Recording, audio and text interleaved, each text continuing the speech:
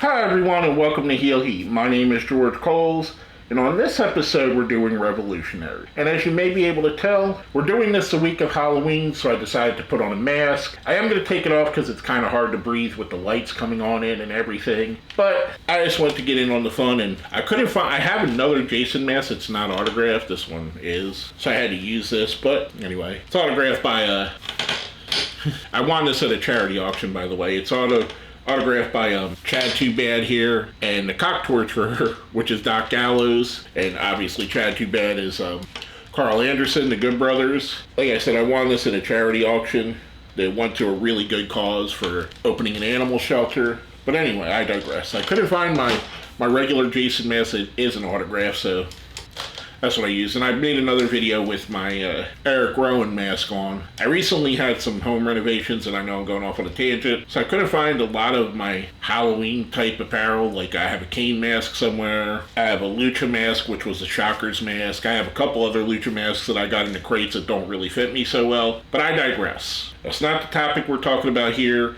We're talking about Revolutionaries.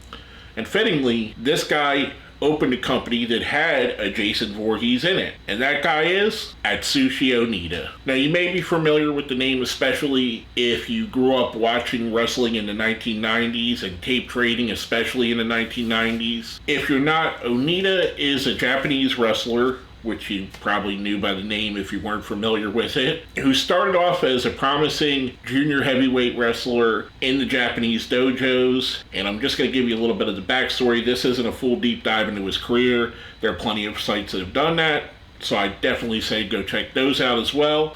Onita got sent on excursions and went to places like Puerto Rico and Memphis, which are paramount to this story. In 1985, or 1984 I believe, 84 or 85, he suffered a knee injury which basically should have ended his career and kind of did derail him for several years.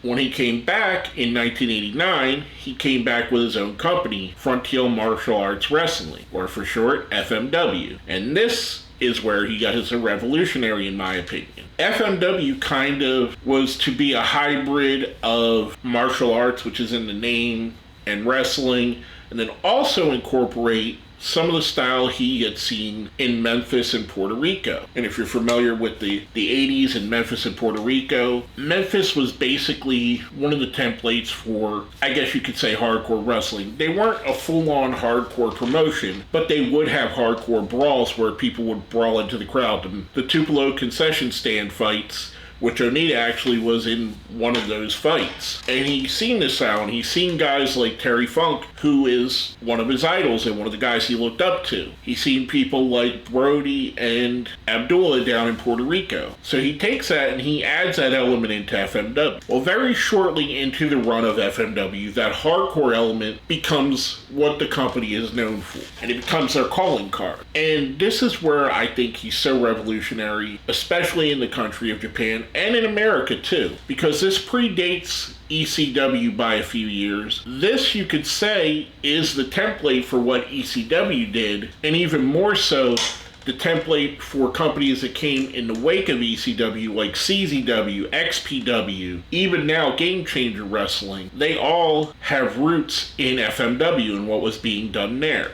Whether it be piranha matches or exploding barbed wire matches or cage matches wrapped in barbed wire or fire around the ring and all the different kinds of crazy things that came through Onita's mind. And much like in America how ECW changed the way we saw wrestling, FMW changed the way that we saw wrestling in Japan. There were stars like Sabu, the original Sheik, his uncle, Hayabusa, which in my opinion, if you've heard me talk about Hayabusa and Sabu, I kind of think that those two are both the catalysts for their companies, Hayabusa and FMW, Sabu, and ECW. Basically, the wrestler that you could look at and say, this is what this company is about, is this guy.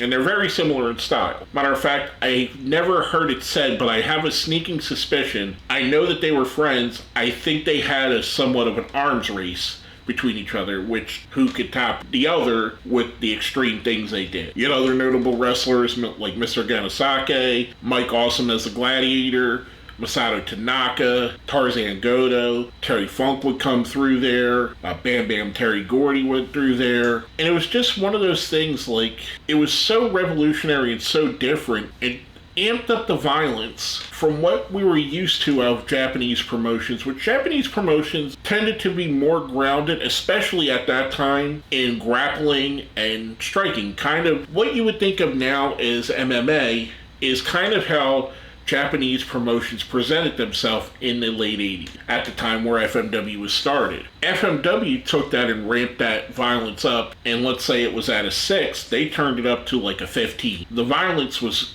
out there, and it was more and more, and every show felt like it was going to top the last one. And every show felt like it was a spectacle, especially in Onita matches. Onita would famously have the exploding ring matches, which happened quite often and were dangerous and all kinds of things, a lot of just pop and circumstance. Through his work, through his innovation, he inspired a generation of wrestlers, whether that be the guys that wrestled in ECW, like Sabu, like Sandman, like Mick Foley even, or the wrestlers that would come after, guys like Necro Butcher, John Zandig, Nick Gage, Trent Acid, Nick Mondo, all those early 2000s deathmatch wrestlers, and even to today with people like Matt Tremont or John Wayne Murdoch or Atticus Cougar or Jimmy Lloyd. The foundation was laid and put out there by Onita. Now, whether you like or dislike deathmatch wrestling, that's a whole different story. The fact of the matter is, Onita created a new lane and a new way for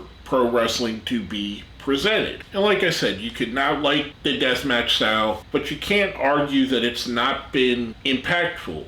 You can look at a company like AEW and see where FMW and the companies that came after have had their impact. AEW has some of the more violent deathmatch style wrestlings that a major promotion's ever had. John Moxley matches are almost certainly matches that would have fit in FMW. Darby Allin has matches that would have fit in FMW. Swerve Strickland and Hangman Adam Page would have been major stars in FMW, especially after watching their violent matches against each other. And there's a section of the fans that absolutely love that style.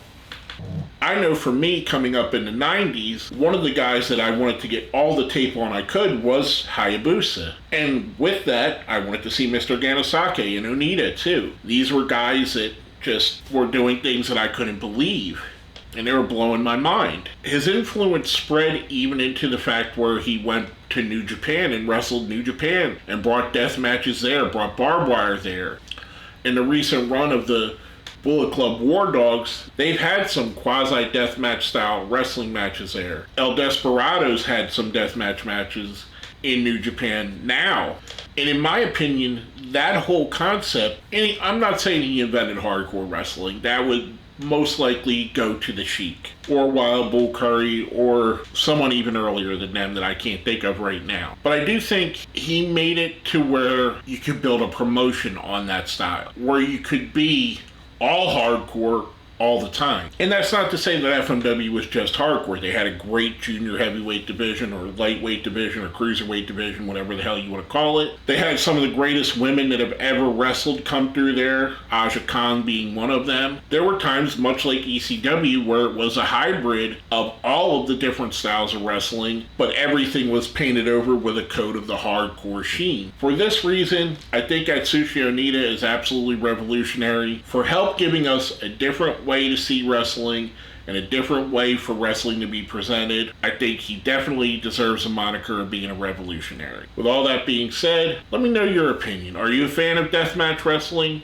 Do you not like it? Do you wish it was dialed back some? I understand if you do. I mean, there's sometimes I get turned off. I don't like the skewers. For some reason, the skewers, whenever they bring that out, that just makes my skin crawl. And I think there's times where it goes above and beyond what I think they should be doing, but there's also times where I'm like, that's really insane. Like, the barbed wire stuff is crazy. I couldn't imagine doing that, or the light tubes, or going through broken glass, or any of that. There's some of it that makes me squeamish.